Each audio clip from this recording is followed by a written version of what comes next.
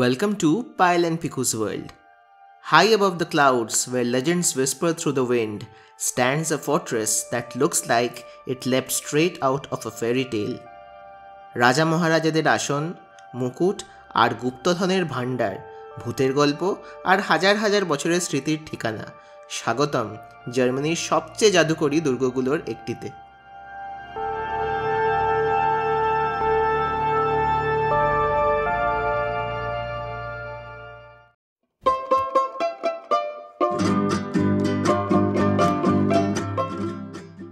বেরিয়ে পড়েছি আমরা বিসিঙ্গেনের উদ্দেশ্যে।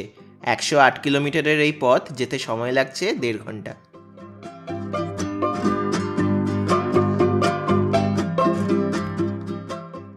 ওই দেখো, পৌঁছানোর বেশ কিছুক্ষণ আগে থেকেই দেখা পাওয়া যাচ্ছে পাহাড়ের চূড়ায় বসে থাকা আজকের ক্যাসেলটি।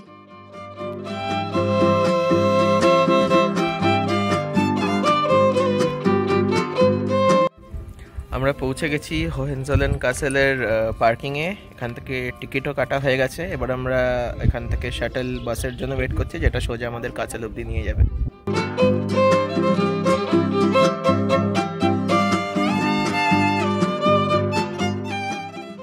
এই শাটেল বাসটা ক্যাসেলের টিকিটের সাথেই ইনক্লুডেড। কার পার্ক থেকে ক্যাসেল অবধি এই স্টিপ রাস্তা যদি তোমরা হাইক করতে না চাও, তাহলে এই বাসটি খুব ভালো অল্টারনেটিভ।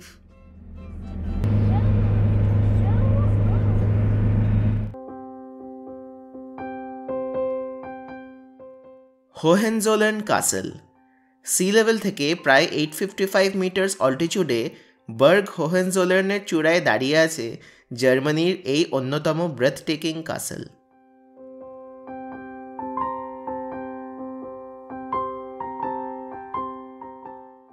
এটি হলো হোহেনজোলেন রয়্যাল ফ্যামিলির অ্যানসেস্ট্রাল সিট। এই ডাইনাস্টি এককালে পুরো জার্মান এম্পায়ারে রাজত্ব করত।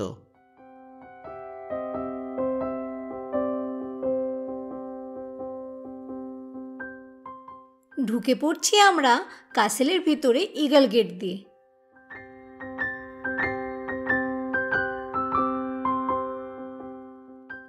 এইরকম ওয়াইন্ডিং প্যাসেজওয়ে দিয়ে আমরা চলেছি ক্যাসেলের মেইন বিল্ডিংয়ের দিকে। বর্তমানে দাঁড়িয়ে থাকা এই ক্যাসেলটি হলো এখানে নির্মিত তৃতীয় দুর্গ। প্রথম দুর্গটি তৈরি হয়েছিল 11th সেঞ্চুরিতে, কিন্তু বহুবার ধ্বংস ও পুনর্নির্মাণ করা হয়েছে। আজ আমরা যেই স্থাপত্য দেখছি সেটি 19th সেঞ্চুরিতে তৈরি। রোম্যান্টিসিজম ও নিও গথিক আর্কিটেকচারের এক রূপকথার মতো সৃষ্টি।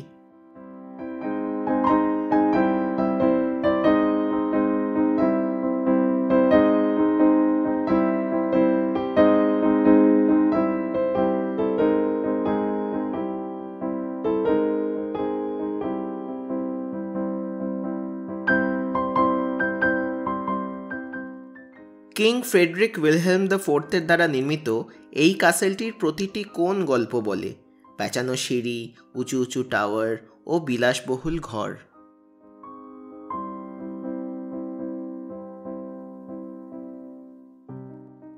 ক্যাসেল প্রাঙ্গণ থেকে ভিউগুলি সত্যি আনবিলিভেবল। পরিষ্কার দিনে বহু দূর পর্যন্ত স্বেবিয়ান আল্পস দেখতে পাওয়া যায়।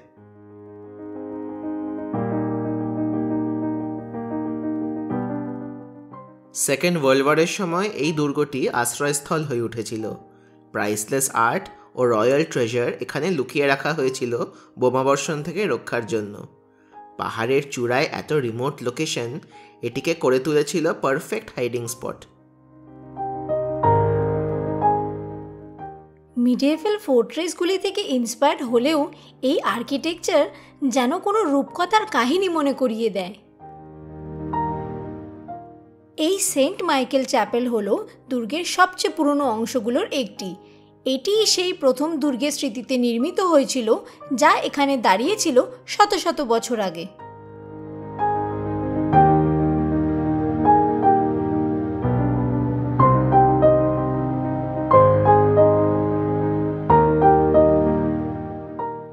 প্রথম দুর্গটি এখানে 11th সেঞ্চুরিতে যুদ্ধে ধ্বংস হয়ে যায়। সেকেন্ড দুর্গটি ধীরে ধীরে রুইন্সে পরিণত হয় 15th সেঞ্চুরিতে। স্থানীয় কাহিনী অনুযায়ী প্রতিবার দুর্গ ধ্বংস হওয়ার পর হোহেনজোলেন ফ্যামিলি শপথ নিত তারা এটিকে আরও শক্তিশালী এবং আরও সুন্দর করে পুনর্নির্মাণ করবে। সেই অদম্য ইচ্ছাই জন্ম দিয়েছে আজকের এই ম্যাজিক্যাল দুর্গকে। এবার আমরা ঘুরে দেখব এই কাসেলটির বিভিন্ন ঘরগুলি। এই রুমটির দেওয়ালে কি সুন্দরভাবে রয়্যাল ফ্যামিলি ট্রিটি আঁকা আছে।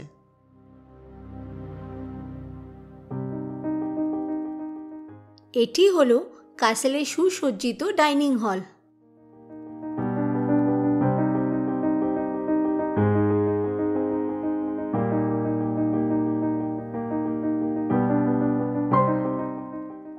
এবার আমরা একে একে লাইব্রেরি, কিংস হল, কাউন্টস হল, ট্রেজারি রুম ইত্যাদি ঘুরে দেখব।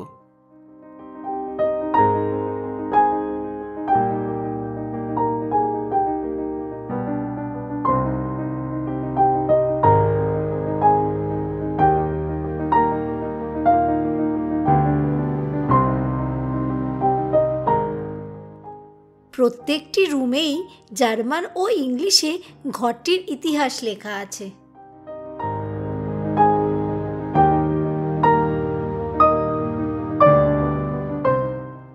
এই কাসেল নিয়ে কিন্তু অনেক রিউমার আছে।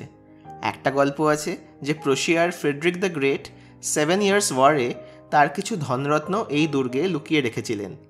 অনেকে বিশ্বাস করেন এখনও হয়তো সেই গুপ্তধনের কিছু অংশ দুর্গের ভল্টে লুকানো রয়েছে।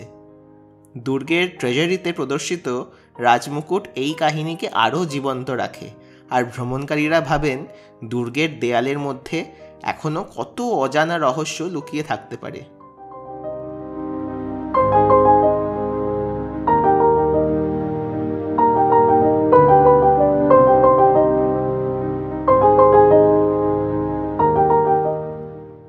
প্রিন্সেসের বেডরুমটা দেখো, কি সুন্দর না?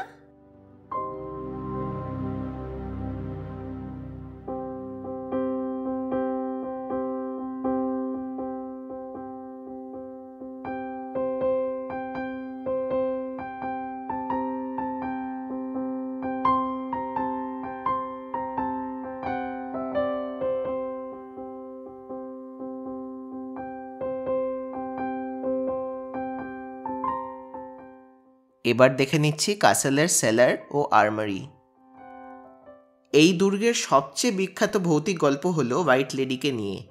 বলা হয় হোহেনজোলেন ফ্যামিলির কারো মৃত্যু ঘটার আগে তিনি দেখা দেন একটি সাদা পোশাক পরা ভৌতিক রূপে। অনেকে মনে করেন তিনি ছিলেন 14th সেঞ্চুরির এক কাউন্টেস, যার দুঃখজনক আত্মা নাকি শুধু এই দুর্গেই নয়, হোহেনজোলেন ফ্যামিলির অন্যান্য প্রাসাদেও ঘুরে বেড়ায়। হোহেনজোলেন কাসেলে ইতিহাস, প্রকৃতি আর রূপকথার জাদু একসাথে মিলে যায়। আজকের এই কাসেলটি তোমাদের কেমন লাগলো কমেন্টসে জানাতে ভুলো না কিন্তু।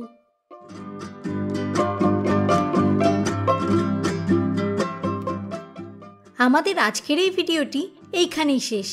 দেখা হবে নেক্সট ব্লগে।